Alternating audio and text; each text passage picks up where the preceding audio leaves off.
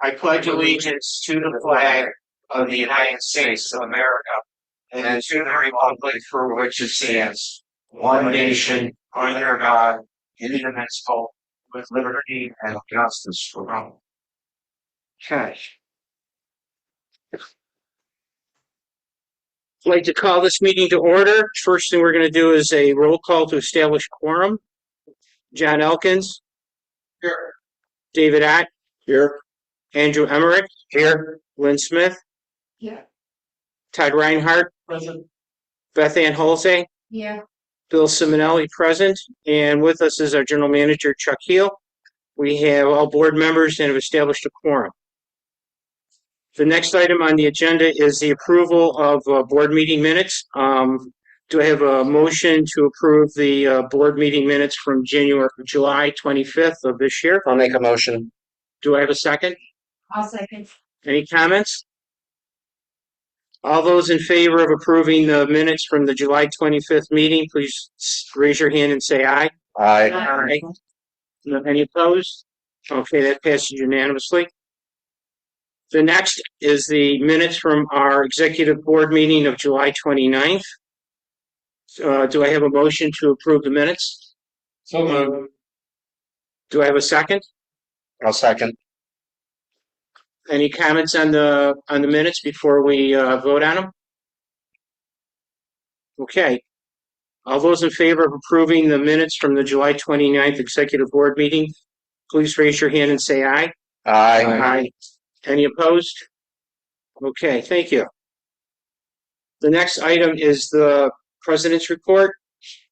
Good evening and welcome to everyone that is attending our regular monthly board meeting in person or watching live or on the YouTube replay later on. We are doing Zoom. It looks like we have the technology working tonight.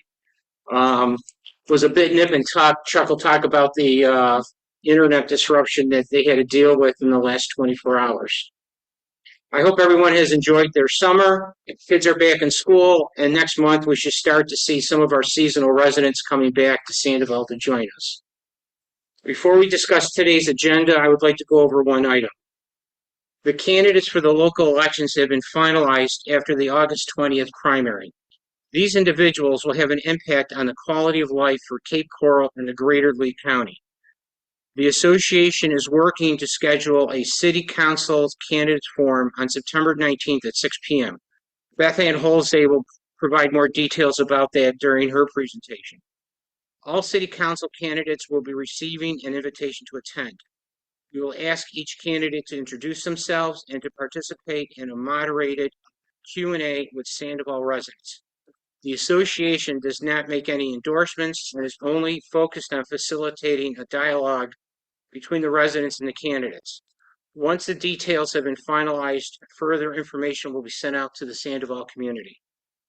We have 3 items under old business and 1 item under new business to consider. Under old business, we have our monthly update on the various activities to achieve compliance with the recent Florida HOA legislation. We will be doing a review and approval of the policy and procedures for the pending maintenance vehicle acquisition. Also, we will do a brief review of the resident storm preparedness guide that has been worked on by Jack Towns and Company. Under new business, we have the proposed roof color palette revisions that covers all previously approved roof materials. And with that, I'll ask our treasurer to start his report. Okay.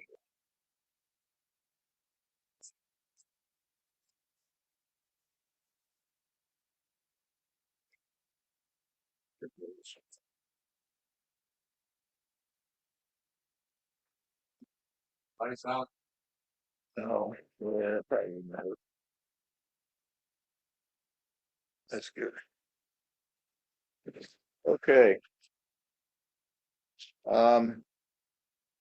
Year-to-date income under budget. Keeping an eye on house sales, we're ahead of plan, and to date, we sold 64. There's been 62 sales, I'm sorry. Expenses are under budget. The Interfi cash service account is operational, transferred $1 million from PBB account. And we have added Juniper, Invera, Solitude, and St. Moritz to begin paying invoices out of that account. Reserve assessment, total reserve funds balance is $3,872,743. The PPP balance is $284,750, and the Fifth Third Bank is $3,587,992. The current market yield is 3.53%. The reserve spend, first quarter spend was $46,697. Second quarter spend was $117,936, and year-to-date spend through July is $201,222. The 2023 audit was completed. There were 4 areas of concern. One is the uninsured cash balance. The second is crime fidelity insurance. Third is resident deposits. And the fourth is clearing and holding accounts. The uninsured cash balance, like I said, we just transferred $1 million. And once we see that the invoices are flowing through, I'm going to ask the board tonight to approve transferring additional funds of up to $1 million. The crime and fidelity insurance policy was endorsed to increase the limits to $5 million from $3.5 million. The resident deposits we are beginning to look into to find out why we have so much money in there and what we need to do to get it refunded. And then the fourth, clearing and holding assets or holding accounts. I inserted a slide this afternoon. We had a meeting with Associa and we resolved all the issues with those accounts. We continue meeting with Associa to review ongoing operations, and interest earned on the Fifth Third account is lower than expected. So, over the past several months, I've been collaborating with Associa County to address the issues related to the interfund account on the balance sheet. Yesterday, we resolved the final 3 issues. The Associa back office incorrectly posted a return $600,000 check as an addition to reserve funds. This entry was reversed in August and will be reflected in the August financials. A payment of $250,000 to Crawford in January of 2023, part of the Hurricane Ian cleanup, was incorrectly recorded as being paid from the operating account. After our reviewing our accounts payable report, we determined that this invoice was correctly paid from the PBB reserve account. This error will be corrected in September and reflected in the September financials. And then the final issue was an initial contribution was over budgeted in prior years by $243,000. This amount is shown considered due to the reserves based on an overestimate of home sales listed in prior year's budgets. This is not a true accounting of a balance owed between funds. In the past, this difference has been written off due to the amount involved to correct this. Associate Counting is requesting the board to authorize the write-off in the balance sheet with the motion, and I will make that motion at the end of my presentation. With these 3 corrections, the interfund balance at the end of September will be approximately $4,600, which aligns with expectations.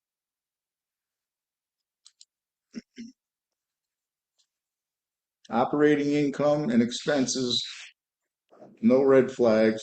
Operating expenses, positive year-to-date variance. Return on investments is lower than planned.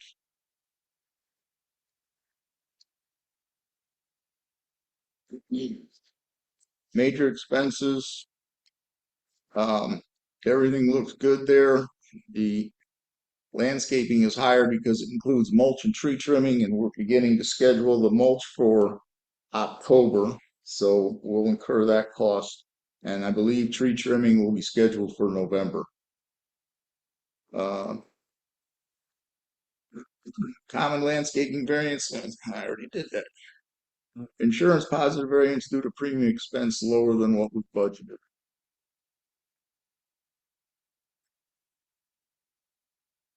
Other expenses, I know this sounds like beating a dead horse, but our irrigation is continue to be over budget and probably continue to grow because the way it was budgeted for this year.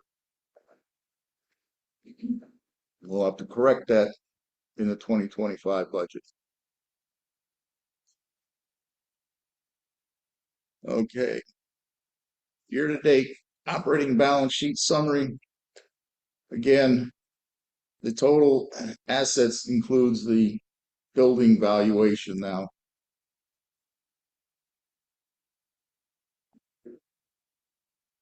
Reserve balances, they're still looking good. The delinquencies were at the beginning of a quarter, so once again, the amount and number of delinquencies has increased, and I expect it to decline over the next few months.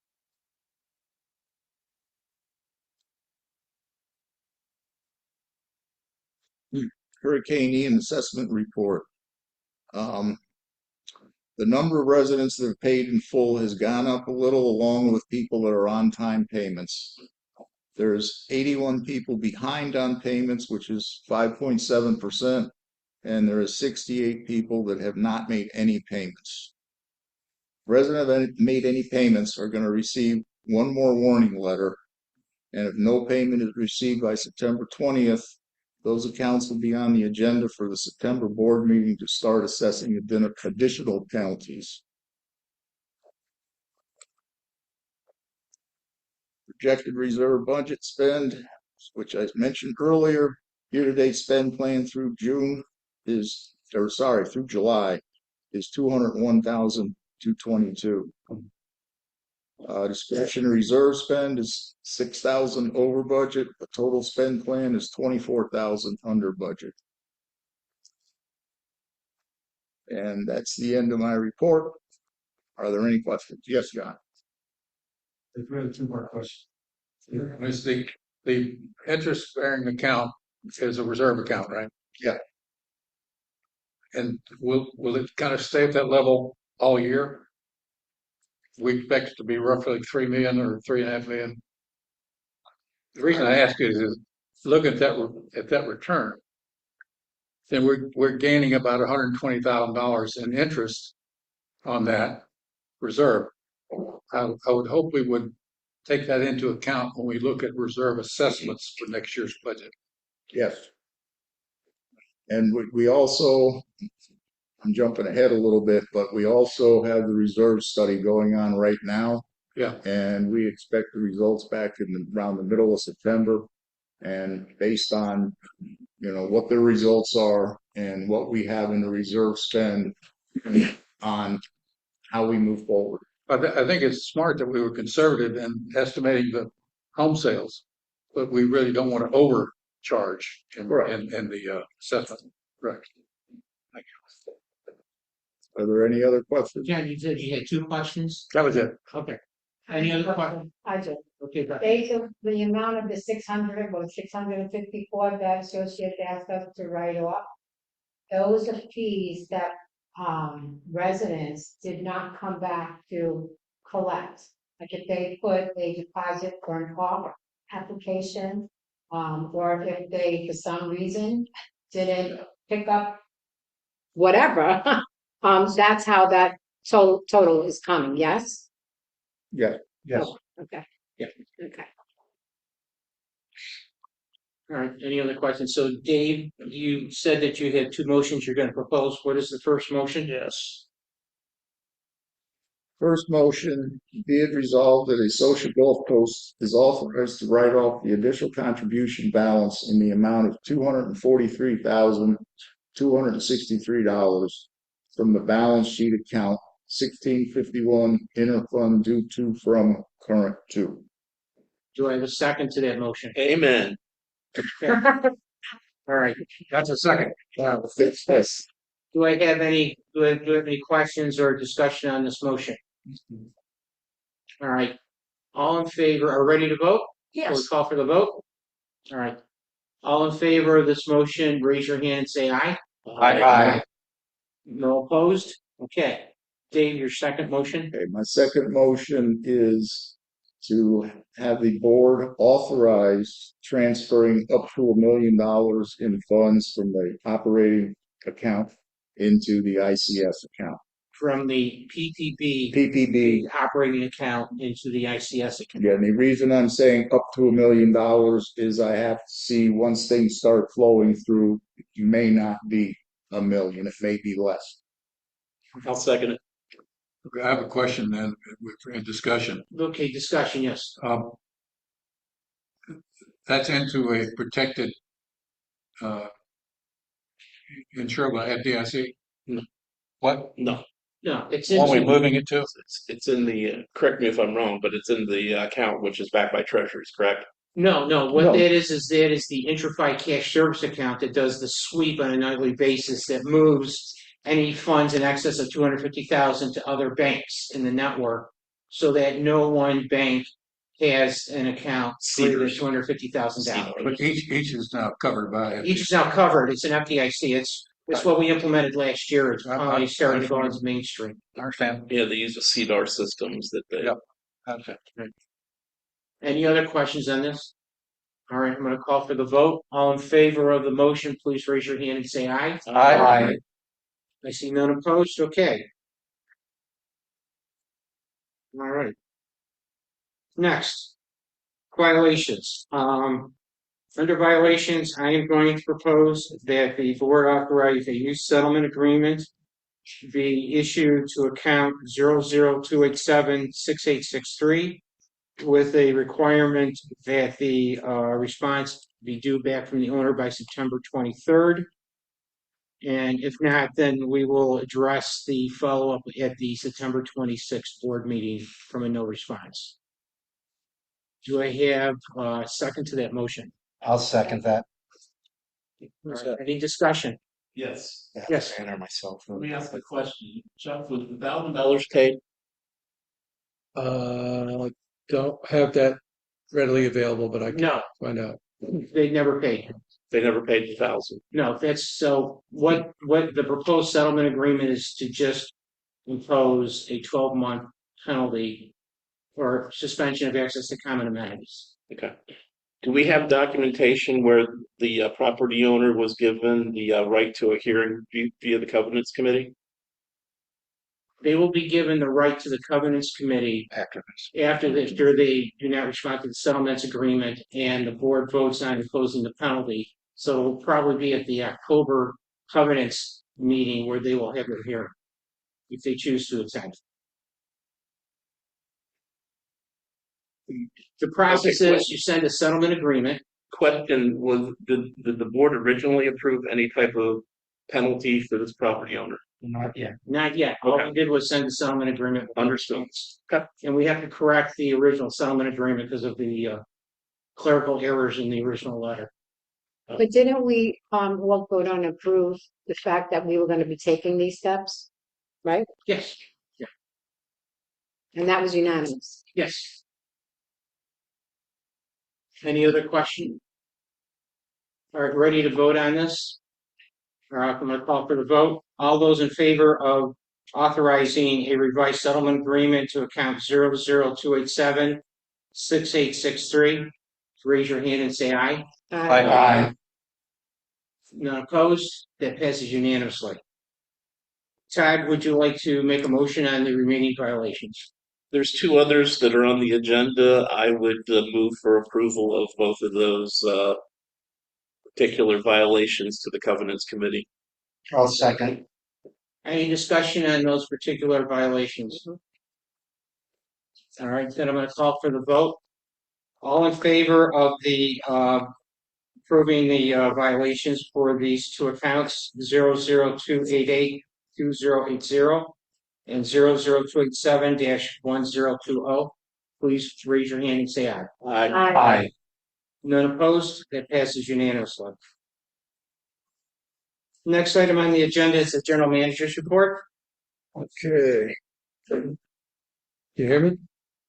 All right. We have this month 8 gig strikes, one of which is already paid. We've had violation letters equal 78 letters went out. Uh, How many? 78.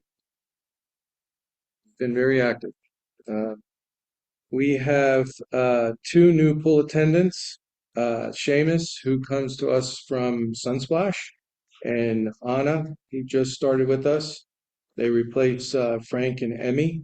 So they just started this last 2 weeks, so we're happy to have them on board. This month, I participated in the reserve study walkthrough, as well as Dave kind of stayed with us. 100 degrees, that was fun. Answered all the questions of the reserve study engineer, and have not heard any other. We were very thorough with showing them all of the hurricane repairs that we did, and he was here for, I think, 2 days, 1 day with us, 1 day by himself. So we're anxious to see mid-September the report come in, and that'll be distributed to everyone. Also this month, I'll keep it short because I know Beth Ann will talk about this in hers, but record storage management review. This month we met with Bill Dunker from Risk Management and Beth Ann, and we reviewed all of our record storage processes that we're doing, both physical storage to an offsite center and the portal in which we can control and know what's in each box. And we also went through an extensive digitizing minutes, notes, everything we possibly can that we thought would be necessary, readily available. And I offer the rest of the board the opportunity to come and sit, and we'll go through the whole presentation. It's more of a show and tell. Obviously, only 3 of you at a time. But I welcome you to come and see what we've done. And with your approval, we will get the boxes off. We do have about 30 boxes still sitting here in our conference room. Leaving that here, so in case you wanted to kind of go through the boxes, you can go through that. We also would show you all of the documents that we've saved on the server. So any questions, let me know after if you want. Yes, John. It's my understanding that electronic storage of documents is excessive. Why are we storing the physical documents? Why not image copies? I think the imaging of all of these 75 boxes of information would be quite expensive. Okay. And I can tell you the contents of some of these boxes. Let's pick one, 2008 invoices. So, I mean, we really would not do ourselves any favors. I really doubt that we're going to need to have online access to 2008's invoices, but they'll be stored in the box, and if we need them, they can be brought in within a day. So, Okay, Jan, you have more questions? I have a comment. Okay, so what I'd like to request of the board is that if there's anyone that wants to get the review, can we do this by Friday, September 6th? So that we can give Chuck the ability to then put the boxes into storage after the 6th of September. I'm sorry, I have one more question, but it's not on the issue. The question is on violations. What constitutes a majority of violation? Is it roofs or yards or what? mostly landscaping, yards, Landscape? weeds, dead trees. I don't want to mention the other one that you just approved because that'll give it away. Yeah. But that's the majority. So with regards to record storage, anybody that wants to take a a review of it by September 6th. Um, please do so. If not, then we're going to request that Associated then put all these boxes in storage to free up the space. Just a question. What is our requirement for record retention for stuff like that? 7 years for 7 years. financial 7 records. And whatever the board wants to, 10 years on, you can pick and choose, but financial records have to be 7 years. We have minutes that go back to 2003. So the obvious question is, why wouldn't we just destroy anything that would be outside of that? Just do a records destruction and it'd be cheaper. I don't disagree. I think with the new HOA statutes that came out, I think that's something that the Rules Committee and Board can take a look at, and if through their due diligence, if that's something that we should do. I really don't think we're ever going to go back to 2008 and look at an invoice. So it is kind of a waste. It's like $5 a box to keep it in vital record storage instead of you store it down the street over here next to Bubba's. So, but you give it's the definitely a amount? good idea, but I think that's something that the Rules Committee, the board would have to direct the management company to do. We can't make that determination. Can you just let them know what the amount, how much money significantly that we're saving compared to making this portal? Off the, Significant, it's pretty significant. It's a couple $100, $100 and right, yeah, couple $100 Right. a month. yeah, Yeah. yeah. Chuck, I would just add that, and I don't know if this answers John and Todd's question, just in terms of the legal aspect, I think it's helpful in case anything is ever asked for discovery, that it'll be a lot easier for us to retrieve that documentation. So I think but again, that's up to everybody who, how the board feels in regards to, we just want to maintain the 7 years, or do we want to go a little bit further? Any other questions? Well, also, one other comment I just want to make is that any policy that we develop relative to record storage has to be independent of the management companies long term. Okay, So, okay. because we have to recognize that there may be changes in that in the future, so we have to make sure that the policy, is for Sandoval. I would just add as well that a lot of the legislation, new legislation, asks for certain things to be documented, and Right. I think that, again, that will keep us in compliance. Okay. All right. Chuck pretty much said everything. Cool. Oh, the only other thing that I will say. On. Oh, okay. With All respect right, to you want his me to wait? report, Okay, so sorry. let's make sure his report is Only done because he first. was talking about it. Okay. Okay, I'm sorry, Okay. Chuck. Go ahead. Okay.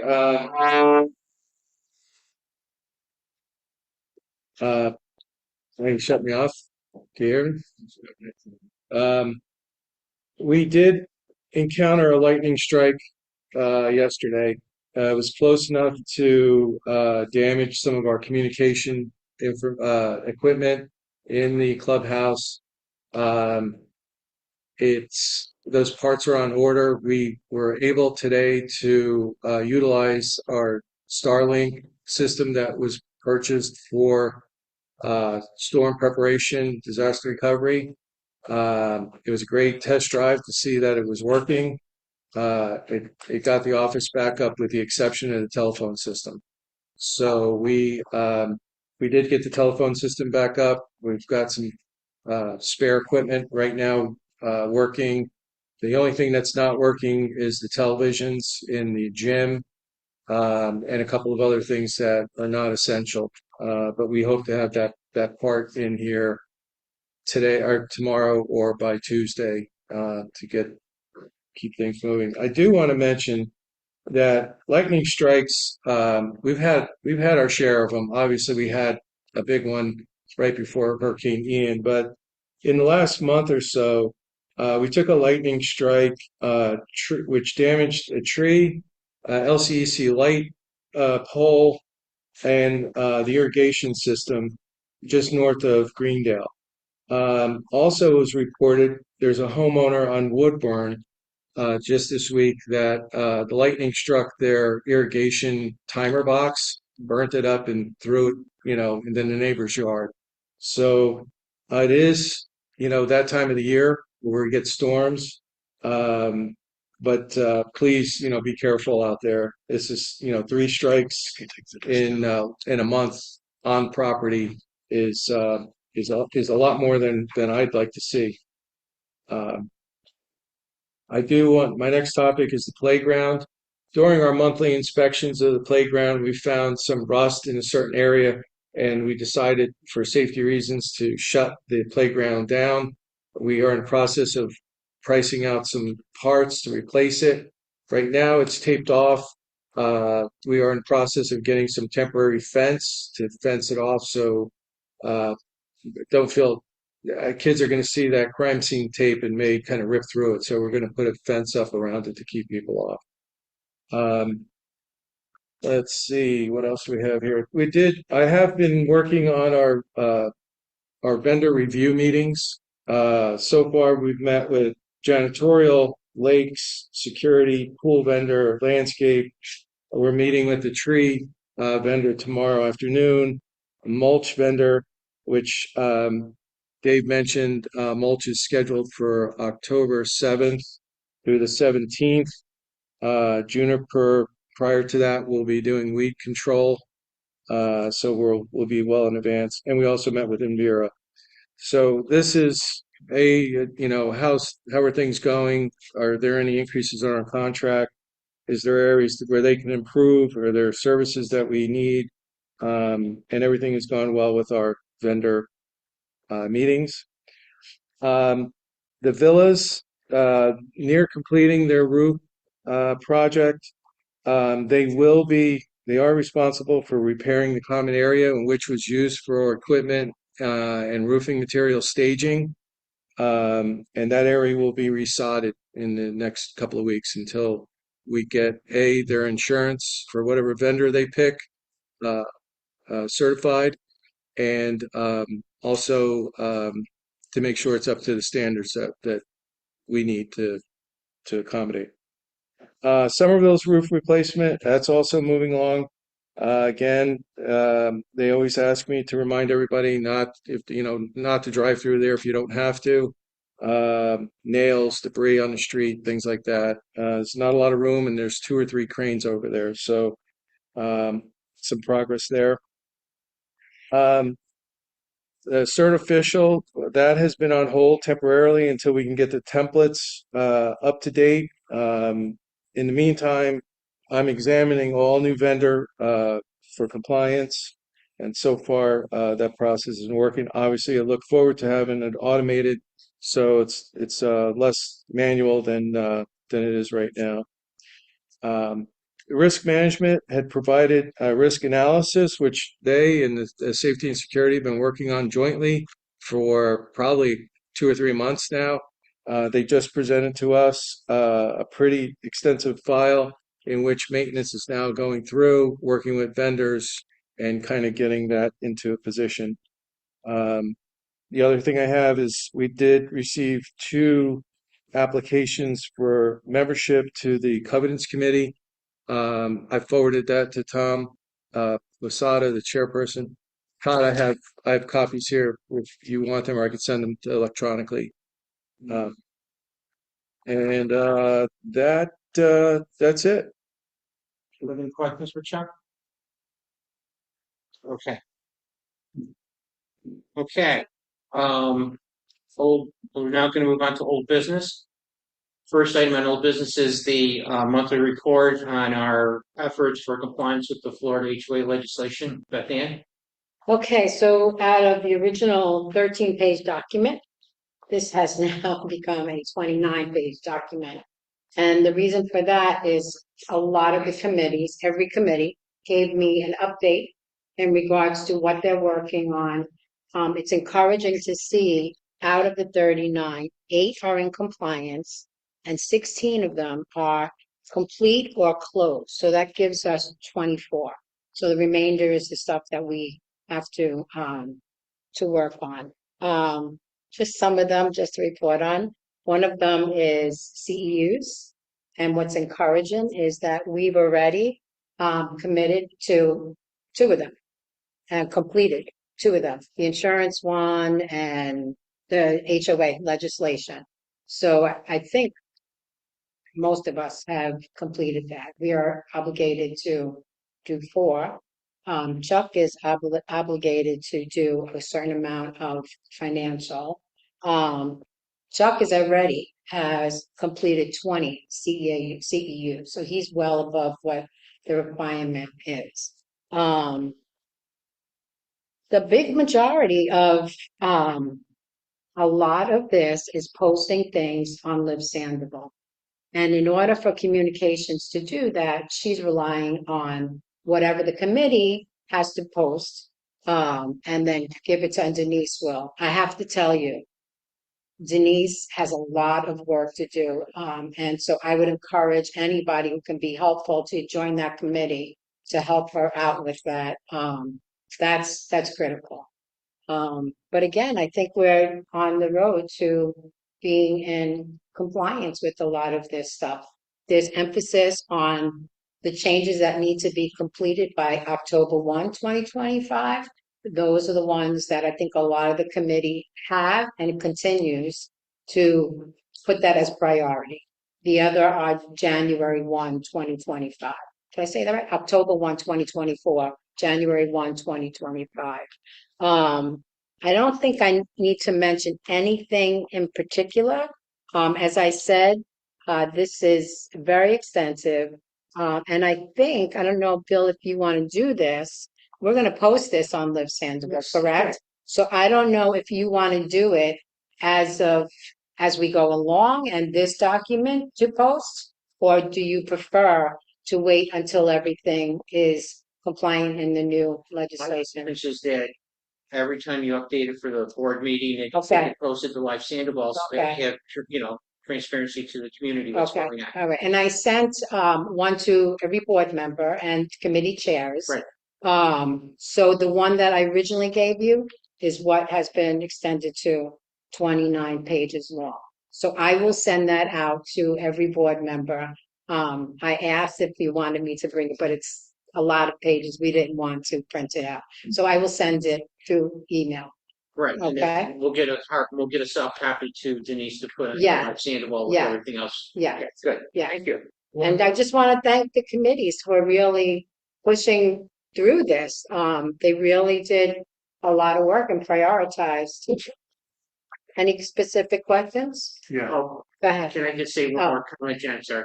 Also, make sure you get a copy over to, Town Square.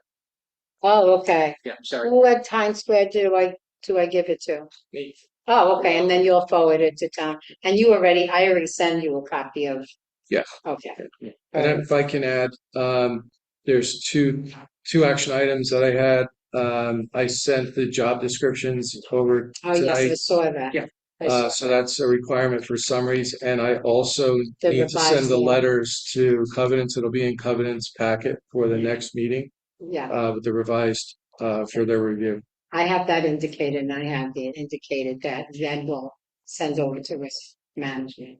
I think that's pretty much what I have. John, you said you had a question. Yeah, I know we're not supposed to exercise Facebook unless it's sensible. But I do look at it, and there's confusion in Sandoval as to a couple of items that people think have happened due to the recent legislation, all having to do with parking and Yes. vehicles. Okay. I don't know if we have a position yet, but the two things are, do we have the authority to enforce parking on streets overnight? And we do. We need to make sure we tell people that.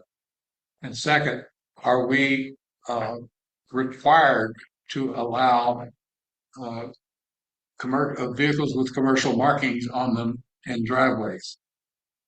Our attorney has said not necessarily, but we need to clear that one up Okay, and make an announcement so people know. Okay, if you read the legislation, I would be interested in But the seeing why legislation's- Rob Caves is saying that, because the legislation does say, It says you can't, so, but our attorney says you don't have to okay, follow as that. long as our attorney says that. So we do need, in my Well, we're gonna- notes, So It's we'll not need, clear.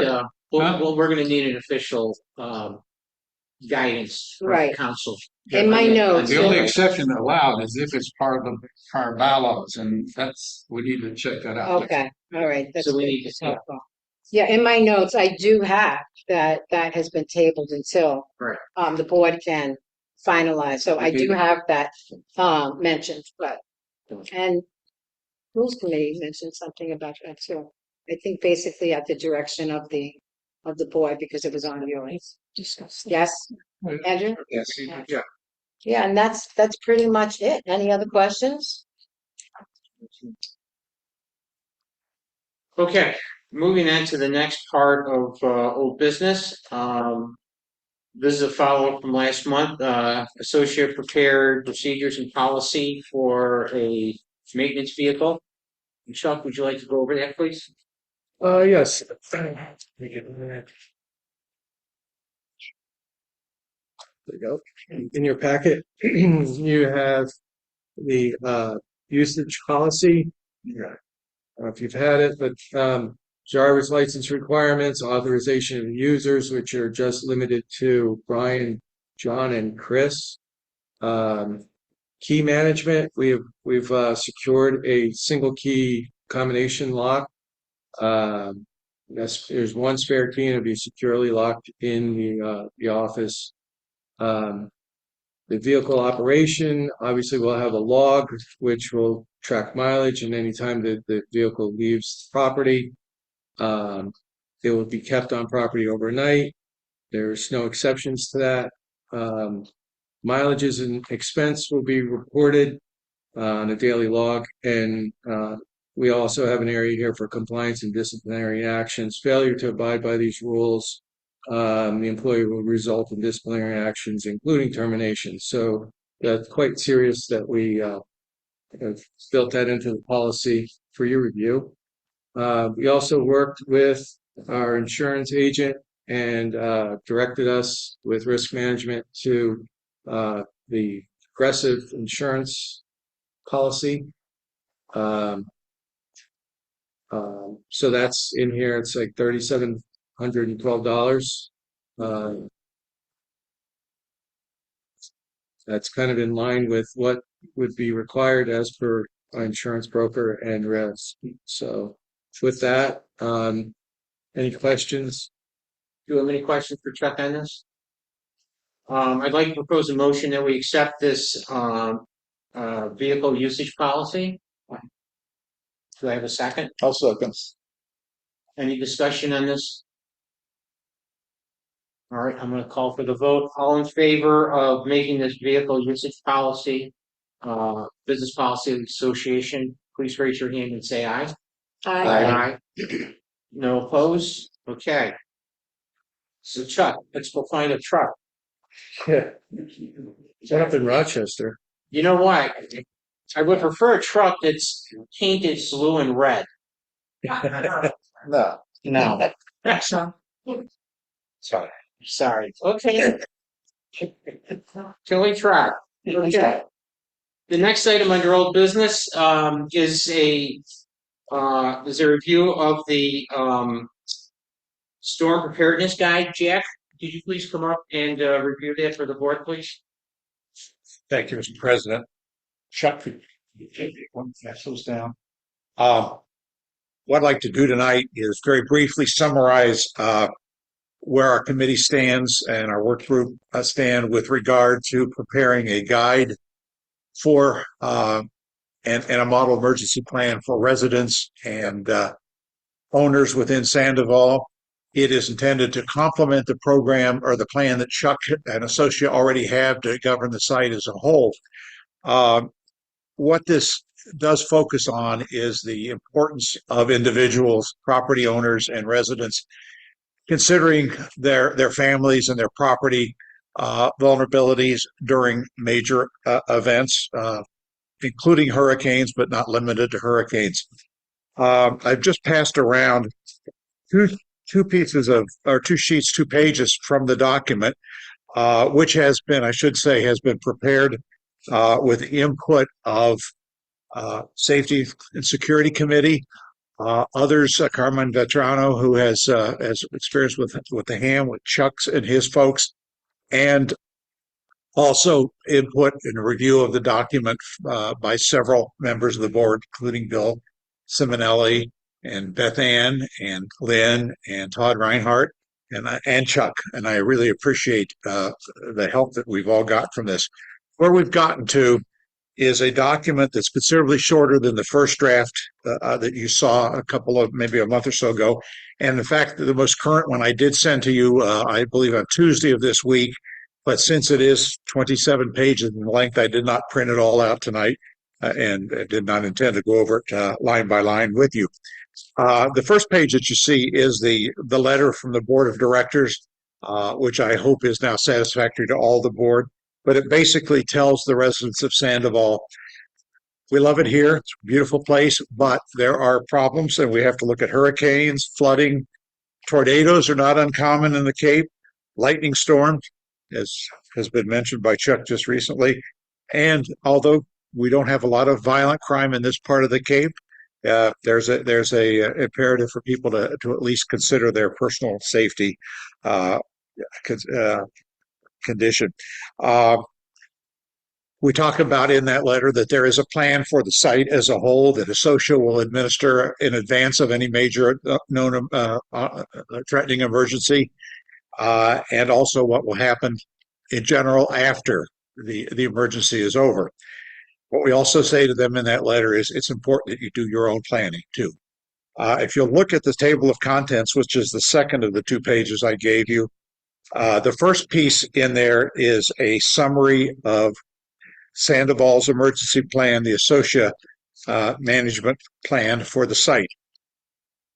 Then the second piece is why you need to create your own personal emergency plan. And here we try to make it very clear that the Associa management plan and the board of directors action in advance of an emergency and after are looking at the property of the association per se, not individual home sites.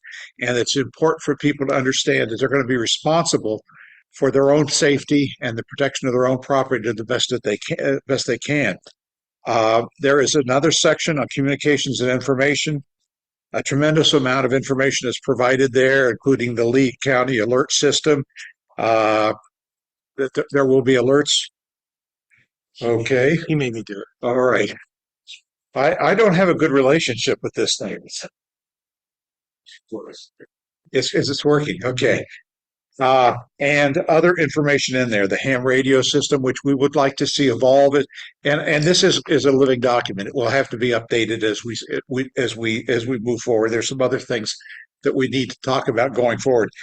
One of which is the next item here is the Resident Information Center, which is something we'd like to see if we can do after an emergency. If people are available and we have the ability to have a place for residents to come to if still don't have power, what have you, to get information. And of course, that's going to depend on a lot of factors, people being available, we having the information that we can share, and that sort of thing.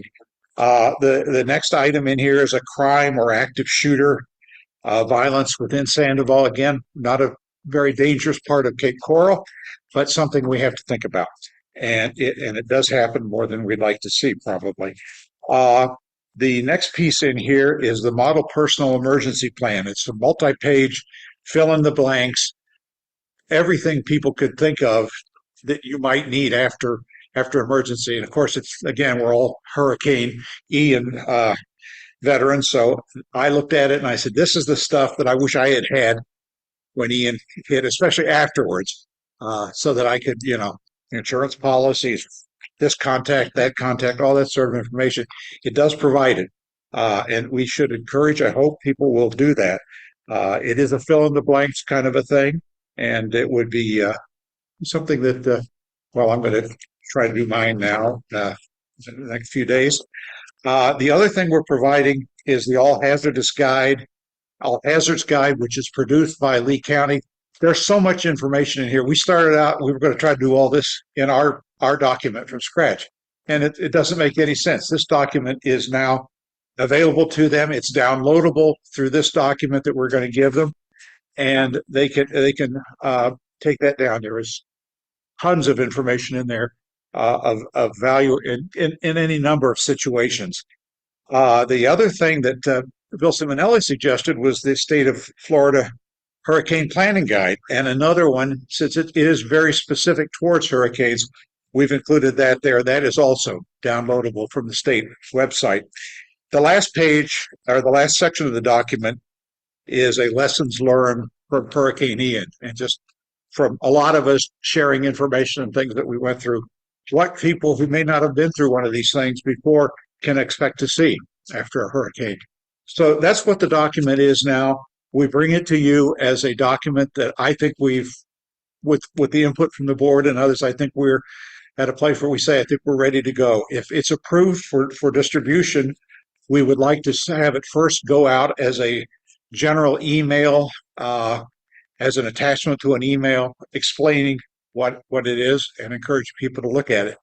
We'd like to also include it on Live Sandoval, and a summary of it in the welcome package for new residents coming into Sandoval. That's where we stand. I hope that we can move forward with this. One thing that we're waiting for is a risk management review to make sure that it meets the legal requirements and things. So anyhow, with that, are there any questions? That's kind of, Okay, so does risk management have a current copy of this? I have not given it to them. Okay, so we need to get that to them. Okay. Okay, obviously. Let me take a step back. First of all, phenomenal job. Well, Thank you. a lot of good people involved. You guys too. So, so my one question is, Todd, do you think we can get this reviewed so that we could potentially get this out electronically by the 13th? Because we're about to hit the peak of the storm season. Sure, yeah, get it to Dunker and he'll distribute it. Sure. Okay. So we just need to get comments back, and then any edits Bill suggests need to go in, and then we can get it. The goal is to issue this electronically by September 13th, which unfortunately I think is a Friday. Yes. Okay. Maybe we'll shoot for the 12th or the 14th. But Thank you all again. I really mean it. You're great working with so many good people. I just have a comment. I just really want to thank, I know we applauded already, but I really want to thank Jack for doing this. This was a painful process for him. It was long. At one point he said, okay, this is just, but stuck with it. Okay. And I really want to thank. And in terms of the lessons learned, I think the resident center is something that we really should consider. Where it will happen is, we don't know yet what will be needed. We don't know yet, but as Jack mentioned, this is a fluid document. So hopefully that piece, I think the ham could be a asset. So thank you so much, Jack. You're more than welcome. I really appreciate having the chance to do this. all right, Thank you. thank you, Jack. Thank you. Okay. All right. All right. We have one item under new business. We have a motion to approve the revised roof color options presented by Andrew Emmerich. Yes, I Andrew, would, would you please read the motion? absolutely. A resolution by the Sandoval Community Association, Inc., referred to as the association. Whereas it is required by the December 1st, 2022, revised December 15th, 2022 roofing materials resolution for the association to adopt a neighborhood color palette for roof replacements that outlines approved colors by roofing material for each monument neighborhood and by neighborhood street. This neighborhood color palette is intended to assist homeowner members in selecting roofing material colors that have been approved by the association for timely processing of architectural review applications.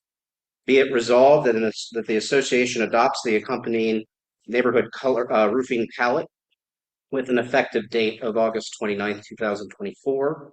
The new neighborhood color palette shall be posted on livesandoval.com as a freestanding document for quick reference, and the language shall be incorporated into Sandoval Community Association's architectural guidelines pamphlet, also to be available on livesandoval.com. Okay, do I have a second? I second. All right, thank you, Beth Ann. Discussion on this motion. Who would like to talk? Scott? I have a few comments. First of all, I just want to clarify, this is a guide, correct? That is correct. Okay. These are colors and materials that will be pre-approved. So However, not exclusive. not exclusive, our committee will continue to have to review applications that are presented. So if I want to do something that is, I mean, I think, first of all, let me back up and say, I think this is fantastic.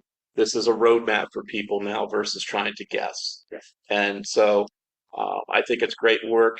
Congratulations to the team in putting it together. I wanted to make sure that it was a guide only. It's not exclusive. People still have the option to bring things to the art committee. This just kind of streamlines the process, correct? Streamlined, that gives a guideline of pre-approved color shades. Couple of just other quick things. Is there any, and I don't know how tedious it is, but is there any option of providing actual color samples within the package that can be posted online? For example, the materials that are being noted in the guide. Each material with their color, we connected a hyperlink. The goal of that hyperlink is when you see the color and the palettes there, but in theory, you should be able to ask your roofer for a sample. Yeah, I threw you a softball on that one because Yeah. that I think that's an excellent idea. The only other comment that I have is that in the package, it indicates metal standing seam. I think that standing seam is too specific. It should be just metal roof options versus standing seam in the package. As I shared in some of our comments, the concern that we have is, as of today, these are the materials that many of our neighbors have presented to us. We haven't gotten requests yet for the long seam and some of these others that were approved in the December 1st resolution. This will be a living document, Todd, so it's going to have to be revised as we get those requests. My only request would be that the terminology standing seam is eliminated. It just goes to metal only, so that because you're addressing you're addressing the color palettes that are in here, but limiting it to only standing seam without arc review or anything like that, I think it needs to be a little bit more broad. Only comment that I would have again on that, just as a clarification, Todd, is those samples, those material manufacturers and colors are only specific to standards. I understand. That's kind of the problem without having had the practice. Again, the goal was really memorialize what we've already seen. Right. As an easy approved and to guide, and because we haven't had presentation of the other metal types to us other than stone coated, we could, I guess, reach out there and try to locate some of that. But again, this is just Todd's opinion. I think it's a narrow box that you're saying that if somebody picks this up, that you're only saying we could do standing seam metal only. Okay. Granted, you have stone coated, but I just think broadening it just a tad without getting specific to standing seam gives the homeowner the opportunity, if they don't want to do standing seam, that they can come, and if it meets the color palette and art approval, that they can move forward with it. Understood. Do we have any other questions or comments? Okay. So Ted, are you proposing an amendment to the motion? Yes, I would just again not be so specific with standing seam comment, but metal roof being metal roof, and the product, the color palettes in the product there are self-explanatory. Let's just say that would be, yes, I would recommend that. So could I suggest as an alternative that we charge them to come back with a subsequent revision to include those additional, more definition around those additional materials in the next 30 to 60 days? I don't have a problem with that. And I think I just don't want- achieve your objective, because if I understand what you're saying correctly, your concern is that the way it's written now, someone will say, we're only allowing standing seam. Yes, sir. Okay, so I think what we want to do is we want to make sure that the owners understand that there are 4 roof materials that they can choose from. With 5, excuse me. You have stone coated metal, standing seam, long seam metal, clay tile, and composite. To date, we have not seen composite requests or the long seam. That's coming from the December 1st, 15th resolution. Okay, fair enough. So we haven't seen long seam and we have not seen composite presented to us yet. What are the other options? What Yeah, else so- would be, Well, no, but Todd is asking I'm that gonna give, just, well, I'm gonna go specifically to my roof. My roof is a metal roof that has a tile look to it. It's not a standing seam. However, you're telling me that that roof wouldn't be approved in today's world. Using the guideline of the December 1st and 15th, we'd have to look at it. Would not be an automatic because it's not listed specifically in as those materials. And that's my concern because it meets the color palette. And so we're making a decision based on style, even though it has a Florida Caribbean tone to it, that I think limiting ourselves specifically to standing seam narrows the box too skinny. We need to, But that was already done in the December 1st, December 15th resolution. So we're asking that we need to review that one as well. no, what I'm saying is, if somebody wanted to put on a roof like mine, you're telling me that it would be declined. I cannot speak to what the rest of the committee would state. It would have to be reviewed under first the guidelines established by the December 1st, December 15th, 2022 resolution, and then compare that to the colors that. I understand what you're saying, Andrew. However, if I was approved under that resolution, why wouldn't it be approved today? Yeah, this is what I'm confused about, Todd, because I thought there used to be a different name that was used for the type of material that went onto your roof. Permatile. Permatile, okay. So I believe that material was part of what was approved back in 22. Right, but we're modifying. We're not modifying the approved material types. We're giving a color guide. We're giving a color guide. Which you're on the same page I am, Right. but again, you're saying specifically in the guidance standing seam only.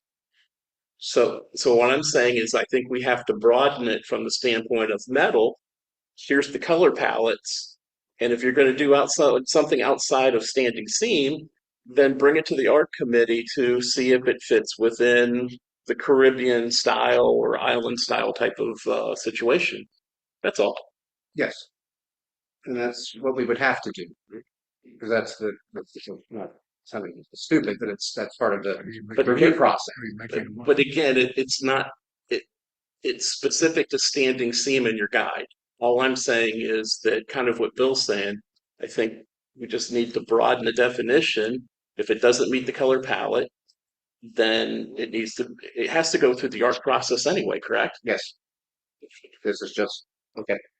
could it just be another option, Todd? Because are there, how many metals are there? But if you look, if you look, there's the 5 specific types of materials that were approved. Right. Okay. Categories. And what this document does is it has an updated explanation Right. of the approved color palettes for 2 of those types. Okay. And what the art committee is stating is that they don't have enough of a Request for it. they don't have enough of a sample Right. to put in additional color palettes for each of the other types. Oh, I see what you're saying. Right. Yes. Stating that. What to date Is that correct? that is correct. What to Okay. date we've been doing is we have a 2018 document that Right. basically only outlines Right. tile I colors and materials. I get So that. to date, what we've been doing is utilizing that palette when saying, do these metals and not composites, excuse me, stone coated, how do they align with those clay? What this does is expands the other materials that have been used to date. It's a living document, so yes, as long seam as Todd's material type is presented, as composite is presented, we're going to have to update this list. Okay. But the reason I'm not opposed to saying metal, but the issue is that the material that are shown here are the historic standing seam roofs that we've received requests. Which, Andrew, I'm fine Yeah. with. I think this is outstanding stuff. Yeah. All I'm saying is putting the terminology standing seam in there tells me if I'm looking at that, that's my only option. Okay. I don't see removing the language standing seam as a problem. So No, because it's got to go through the art process anyway. It's going to go through the art process anyway, and that these materials listed by nature are standing seam. Correct, and you're going to, in the Metal. ARC That's not. design guidelines, it's not dated, Right. does it say, Okay. these are the 5 material types? Yes, the resolution, the original resolution will be moved into the guidelines. If they Right, have not- which it hasn't been done, so it will be in the governing documents that those 5 types are allowed.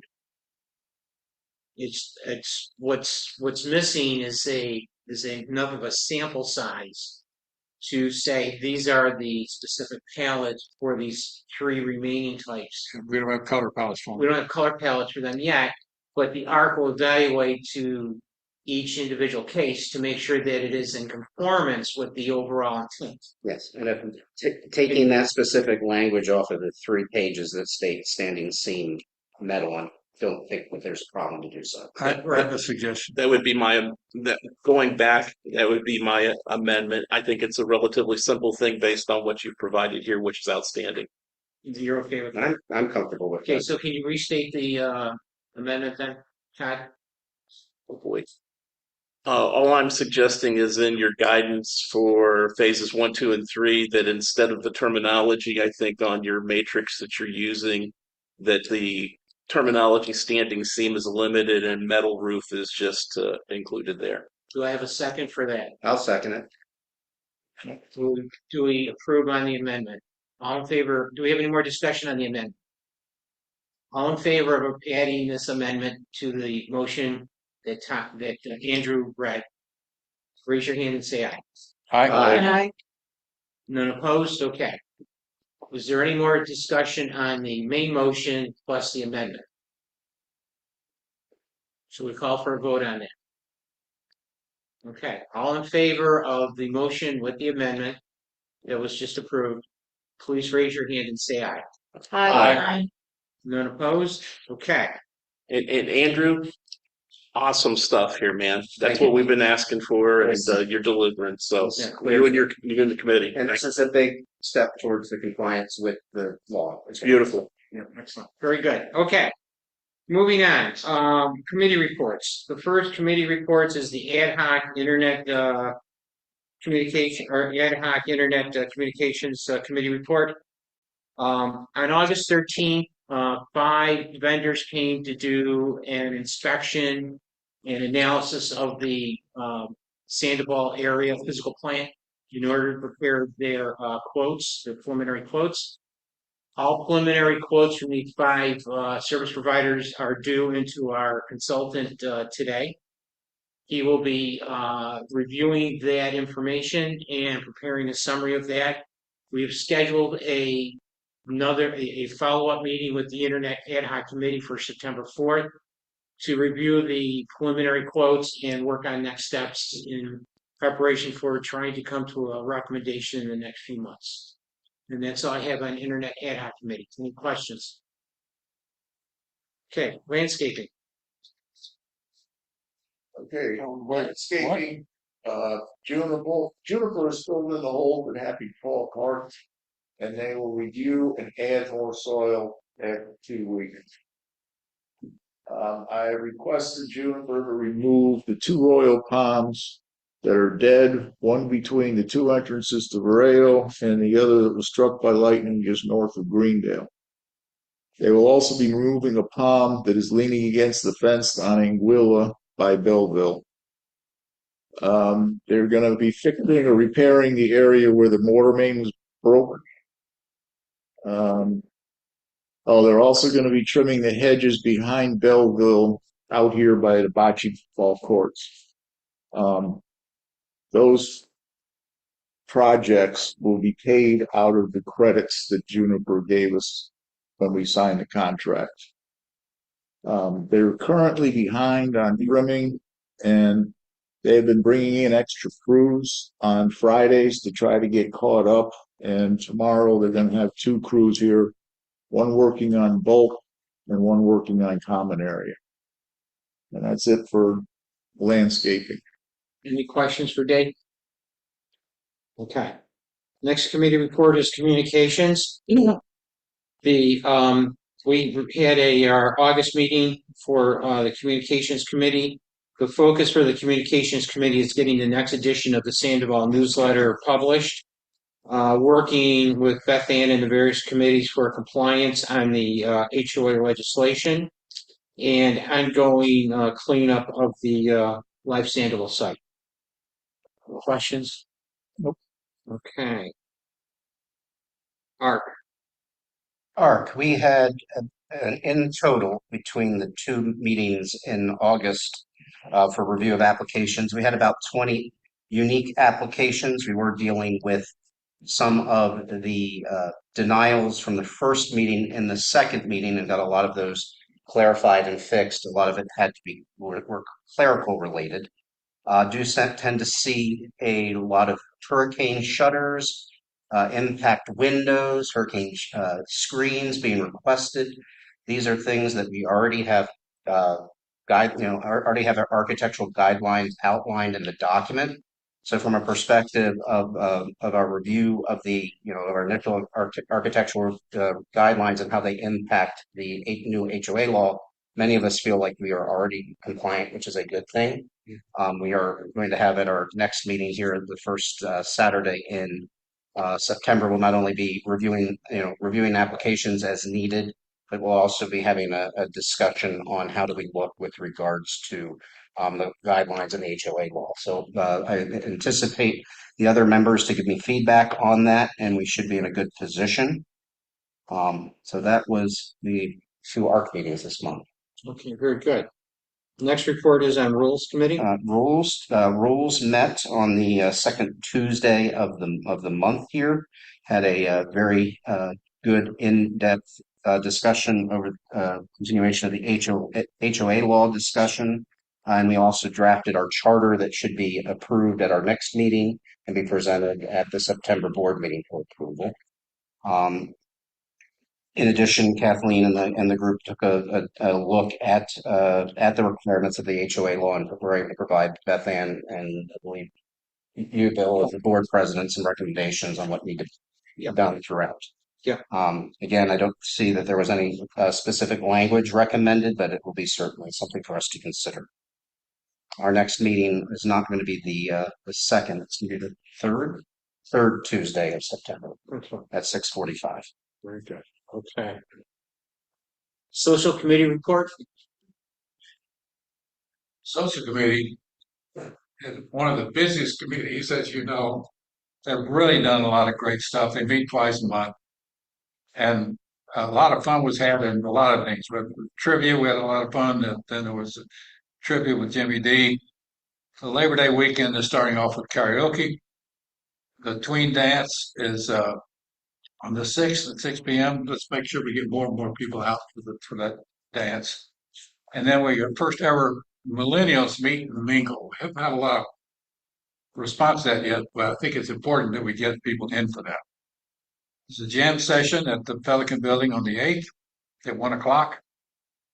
Median Sheena Reagan is going to be here on the 20th, and it's $10 per person, theater seeking. October, of course, is one of the biggest months we have in social in Sandoval, and it's obviously Halloween. Right. And we talked a lot about what we're going to do. There was an idea of the rigor, not having the haunted house, having the haunted house. We're going to have a haunted house. And there's an issue with people paying for it and paying cash, and we can't take cash. So this haunted house is going to be at no charge to the kids coming. And we're asking for more volunteers to make it even more fun, more creative. So we'll be sending out notes, ask for people to help us put this together here in the Pelican Building. Excuse me, question. Can I get a question on the haunted house? Is it just for children of residents, or is it being opened up? That's for children residents, but we expect that some will probably bring friends. And that's why we're not charging. We're not worried about that. It's not, there hasn't been a big volume past. Okay. All right.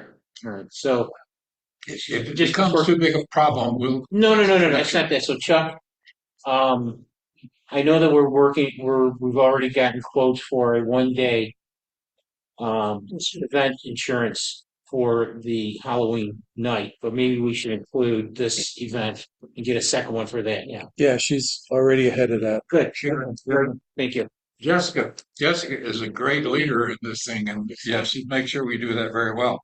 Good. Now, the social committee is going to try meeting in the evening in the future, and the next one's going to be at 6 o'clock here on a Thursday, September 5th. So I got to talk to the bridge people, make sure we start a little later. But we will do that.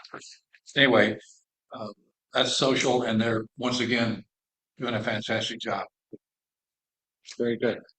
Amenities and gym. Okay, the amenities, there've been requests for adding a space here, as you know, to store the chairs, and we still don't have a quote for that yet. We need an architectural review for that. Have you heard anything else, Chuck, on that? We had another vendor come in today and do some measurements. Okay. The original vendor is coming back with revision because there was a lot of things missing from their quote, but we hope to have at least two within the next week or so. We had a request from a tennis player, put a backboard over here near this end of the tennis courts.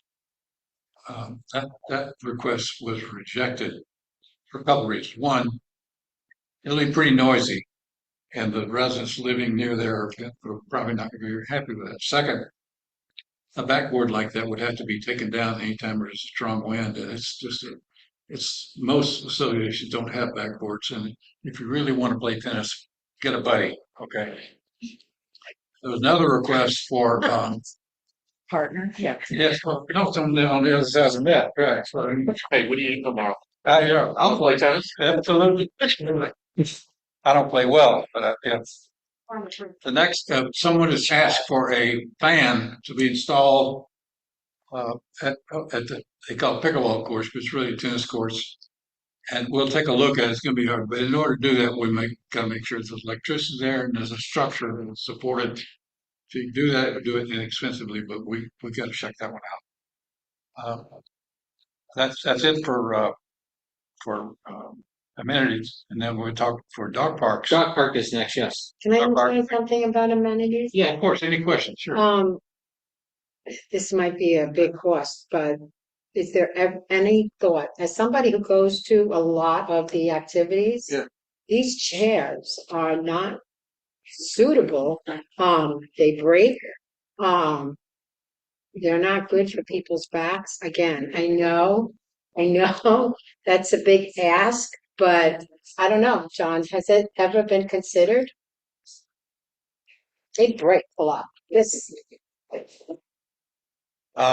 No, I mean, Because that's a I high. talked about it, but as we never even checked it out, have we? We've Sharon, looked question? into replacing the ones that are broken Yes. along the same style, so we don't have that kind of mix and match. If we look at a monthly usage of breakage, what do we say? 2 or 3 a month, 10 a month? What? Probably one a week, Okay, so 4 a month. What do they cost? 25, $30 each. So I know. if breaking we can handle. I get you. If it makes your rear sore, you bring a cushion like that.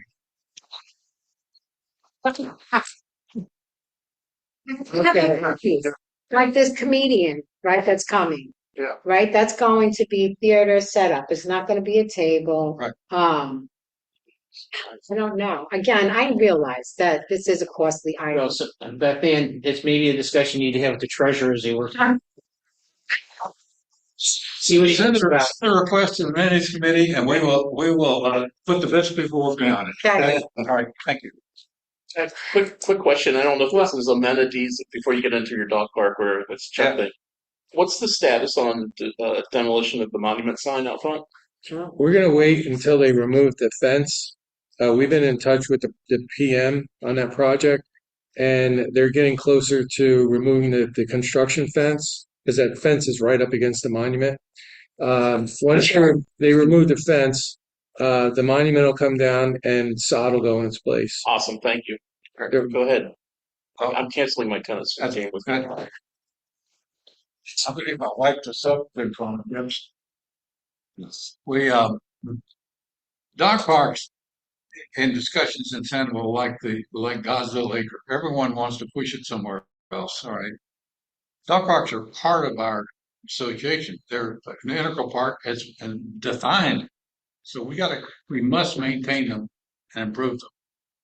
You'll hear from the dog park committee chairman, who the group is quite active. We need things. So let's really pay attention and make sure we have it in our budget. Okay. Dave O'Donnell. Thanks, guys. Yep. Guys. Right here, okay? Yeah. You can hear. Yeah, we had a dog park committee meeting on August 23rd, and I'm going to quickly go over the minutes and the topics that we discussed. First and foremost, we talked a lot about replacing storm damaged trees in both parks. So we're putting together an ask for a total of 12 shade trees to replace the trees that were lost up front and here at the back park. Working on that. We did pursue with Dave Ott just to see if there was any emergency funding available or even credits from Juniper. That there's none of that there, so we're going down the route of 3 quotes. So we'll hopefully have that together in time for the September deadline. Okay. So other topics discussed: benches. Previous report of estimates from benches from Frog Furnishings has been sent to Brian Prifty, and we thank Brian for attending our meeting. It was very helpful to have him there. To get official quotes. So the goal there is to have benches that match the rest of the Sandoval community so that we don't have the eyesore of a bunch of miscellaneous chairs and kind of junky stuff hanging around the dog parks. Water. It's been discussed that we need water at each of the sections of the park. Talking with Brian, we believe that Happy Paws may be too complicated to just run a line from where it currently sits to service the other side of the park. So we're going to potentially have to look at getting quotes and evaluating whether that's a cost justified expense. The upfront Barclay Park looks like something could be done just to route easily and low cost through maintenance to route a spigot to the other side. So we're working on that. Several holes was the next topic. Several of the holes have been filled in Happy Paws.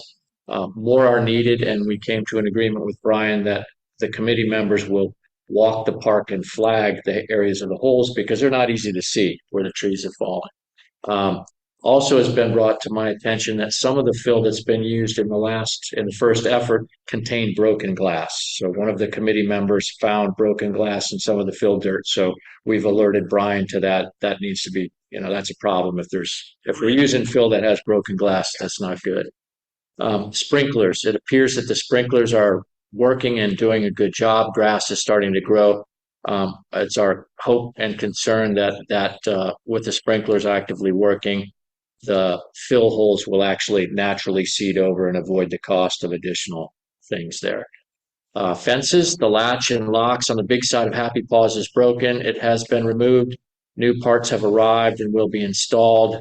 And the latches that will need some attention and adjustments. These latches have been ordered. There's been some updates to this note. Everything's going along fine on that. And then the final topic was tiki huts. One of our committee members has been tasked to do some preliminary pricing to add a tiki hut up here at Happy Paws. She's been pursuing quotes from 2 vendors, etc. I won't get into all the detail there, but we're also working in conjunction with Brian to help, make sure that we're on the right track with who we're getting quotes from. It's our understanding that these tiki huts, there's just a limited number of vendors who build those. And so we're working carefully to make sure we're talking to the right people on that. That's it, John. Did I miss anything?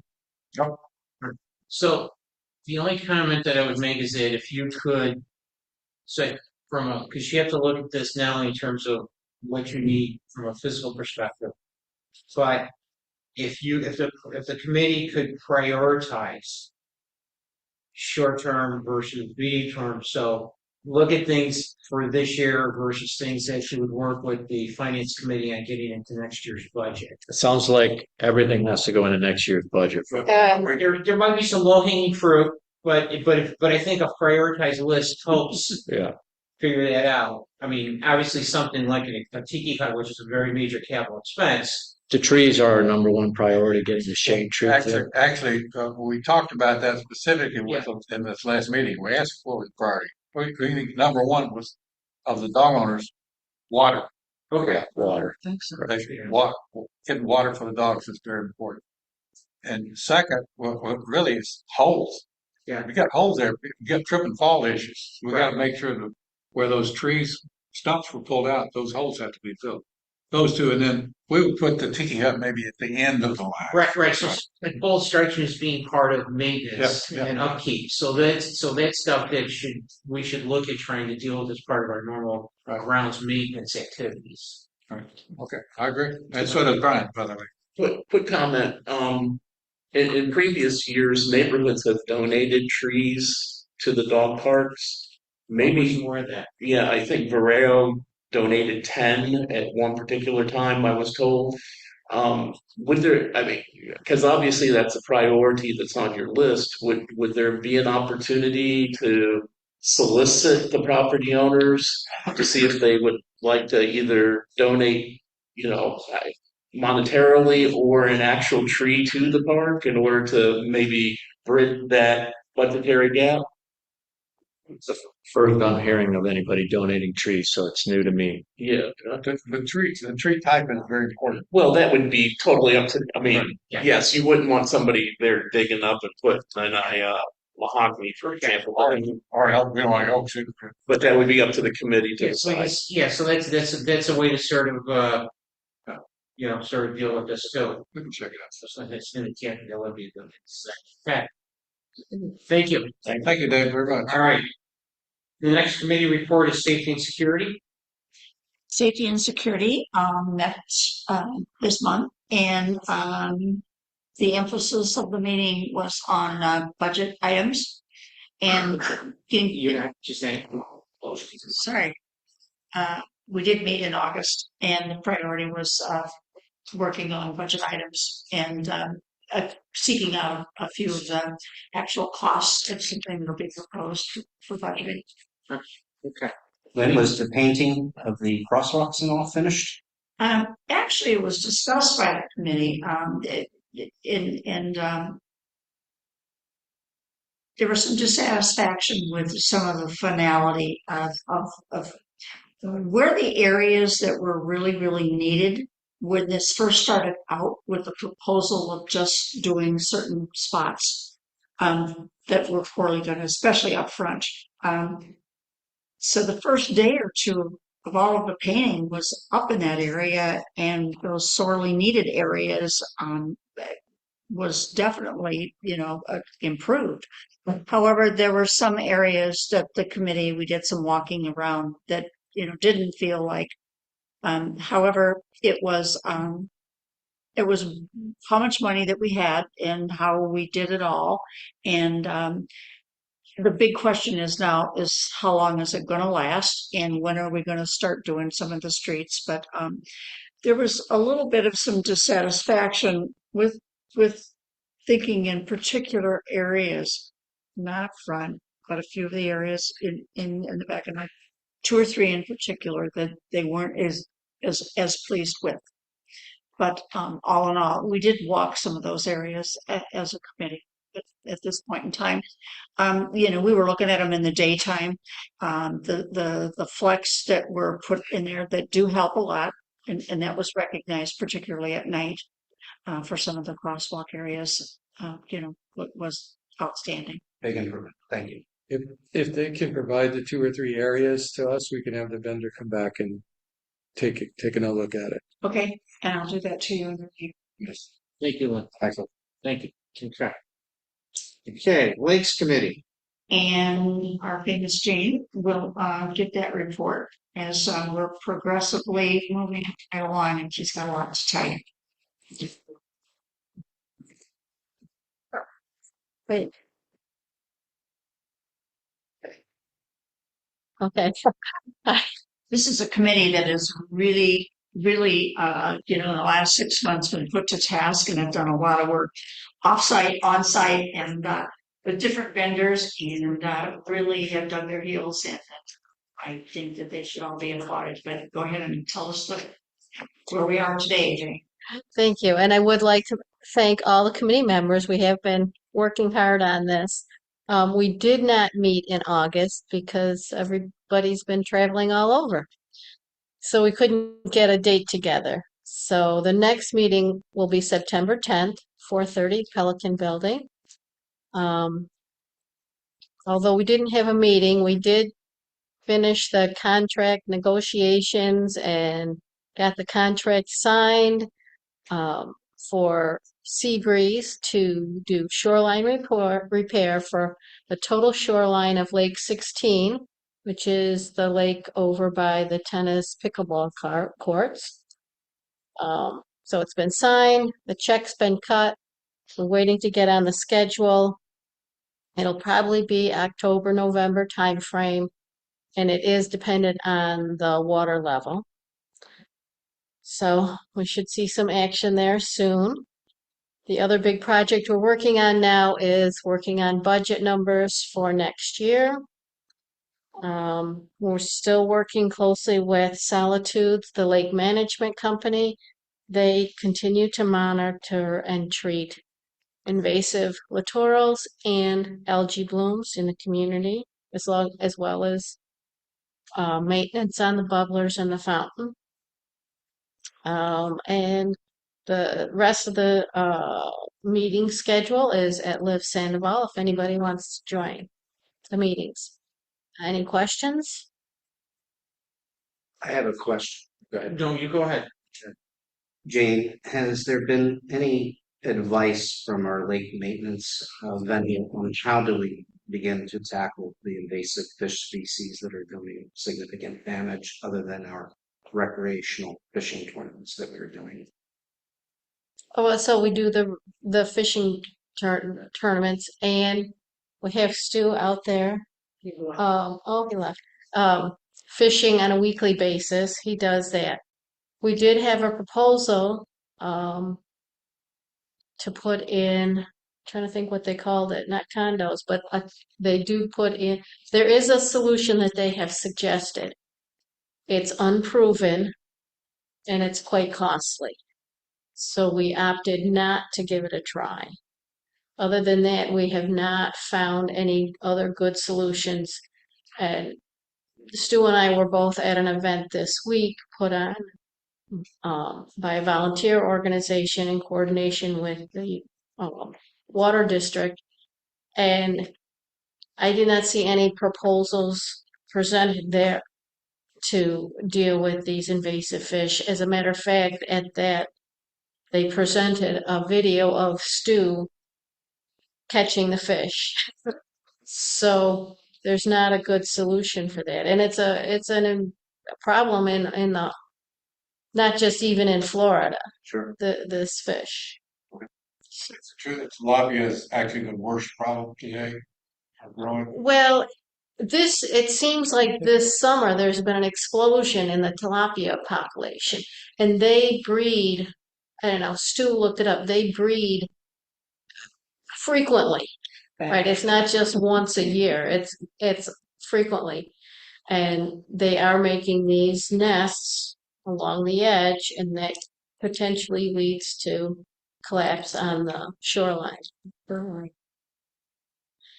So we need to get people out there fishing. I don't know how to encourage more fishing. I mean, you don't have to wait for a derby. Anybody that fishes can fish these species, and any invasive species that's caught in Florida, you should never release it back. That's the guidelines from the EPA and the what's the other regulatory board? The wildlife, that any invasive species of fish that's caught in Florida should be removed, not released. So I don't know how to encourage more people to fish. Yes. Do we have the number of how many people participated in the fishing contest? Oh, it was, I know how many we had registered. I just wondered from the final, we had to change the date because of the weather. no, I want to say, let's see. I thought it was 7. Seven? Yeah. Seven Yes. people? Oh, then that was what we had registered. I didn't know whether they all showed up or not. Oh, yeah. Great. And I think they had all but one group caught fish. Great. So that's progress. Any more Thank you. questions? Okay, thank you. Thank you. All right. Next report is from the Finance Committee. Okay. Federal taxes have been paid and the amount jumped significantly from the previous year, mainly due to the higher earned interest. I think we need to look into paying our estimated taxes to avoid late payment interest and late payment penalties. And obviously, we're going to have to increase the amount of taxes we put in the budget for next year. We've begun working on the 2025 budget. I want to remind the committees to submit your budget requests by the middle of September. And if any committee would like me to attend a meeting, just let me know. The auditor we've been using for the last few years, his business has expanded, and as a result, our audits are taking longer and longer. So we need to look into bringing someone else in. He did recommend one company, and we have gotten the name from another company from Associa. So we're going to start looking into that as soon as possible. And that's the finance report. Any questions for Dave? Okay. Covenants Committee report. Covenants Committee met with Chairman Tom Fusada presiding on Thursday, August the 15th. The committee heard 9 cases. 7 of the violations/fines were upheld and 2 were denied. And that's the report for covenants. Okay. Risk Management Committee report. I'm sorry, any questions for Todd on covenants? Okay. Risk Management report.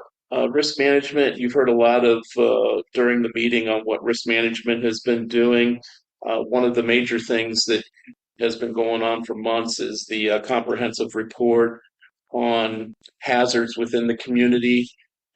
Chuck had alluded to it earlier as far as sidewalks that are misaligned, etc., trip hazards, etc. So the committee put that together. Other than that, there's no other information to report. Any questions for Todd on risk management? Okay. Strategic planning. So other than what you heard Jack present in regards to the emergency preparedness, the next thing that we'll be working on in October is reconvening. It'll be a year in March that the strategic plan was approved. And so we want to reconvene and have a meeting and update in regards to how much we have advanced. And we have actually gotten a lot accomplished. I think for the majority, all the committees have moved. In some place, Lance moved in, the Rules Committee was, established, safety and security. So we have a lot to report on. And so we would like to schedule another meeting in October with all the committees so that they can see the feedback that they've made, the good steps that they made, and what they would like to see and what's in the plan going forward. So that's in October. And the next big thing, and you already made mention of this, is the Hayden Lane. Hayden Lane is huge because it would save us a lot of money. And I know that we had the reserve people here, but we need to really focus on what's happening there so that this way folks don't get an assessment. In terms of that, Marilyn Stout has been working really hard in meeting with council. As Bill reported, after now the primary election is over, there are, I think, 5 districts that are re-electing their council, either somebody that's new or somebody that's looking to continue. We think that we may have about 4 yeses for the city to take it back. But of course, there could be a change of mind, and we don't know how, if anybody is newly seated, how they would position themselves. As Bill mentioned, on September 19th, we will do a Meet the Candidates Forum so that questions can be asked of the folks from City Council. And this way, people have more insight in regards to what platform these council members are standing on. I would highly encourage, a letter is going out to the city council to invite them to this forum. And I would strongly urge the community to either participate via Zoom. It will also be on YouTube, but more importantly, I think it's absolutely necessary to seek presence for them to see that this is something that the community it's a grave concern for the community. There's nothing like seeing your audience. We have to remember we're 1425 homes, most probably either 2 or more people residing in a home. So you're talking well over 2,500 votes, and so possible votes. And so that's where we are with Hayden Lane. Did I leave anything out there? No, I think, so the important issue with Hayden Lane is that now that we no longer have the sales center property, Hayden Lane has no value to the community, but it carries an expense burden both from an operating perspective and a capital budget or reserve expense that we don't think is in the best interest of the community. So we are going to try to encourage the new city council, once it's elected, to consider taking ownership of that street. And if they choose not to, there will be some other alternatives that the community is going to have to consider to basically relieve the burden of having to resurface a road that has no value to us. And great risk. And great And risk. great risk, yes. So there's, so there may be some short-term expenses we have to incur in terms of looking at getting some plans done. But long-term, I think it is in the best interest of the city of Cape Coral to take that street back because it will facilitate ongoing commercial development of this part of the city. So And one of the points that Marilyn has stressed is that if that's our street, we're paying taxes on it, but we do not benefit from other resources that everybody else in Cape Coral benefits, such as presence of police. We don't benefit from that. So it's kind of a double-edged sword. You're telling us you want us to remain this, but yet we're not getting any benefit from that street. So that's important. But in the tax assessment letters or proposals we just got, none of us got private community discount, did we? Yeah, no. No. So, all right.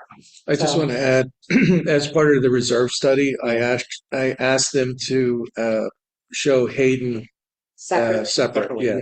Yeah. So this is going to be an ongoing focal point for the strategic planning committee to put this, work this issue for the community. Yep. Okay. Any questions for Beth Ann? Okay. We've reached the end of the agenda. Do I have a motion to adjourn? I make a motion to adjourn. Do I have a second? I'll second. All in favor of adjourning the meeting? Say aye. Aye. Meeting is adjourned. Our next meeting is on September 26th at 6 o'clock. Any And comments? if there's anybody that would like to speak to the group, remotely have them raise their hands. Everybody hand up now? Okay, we'll give it a minute. If not, everybody have a good evening.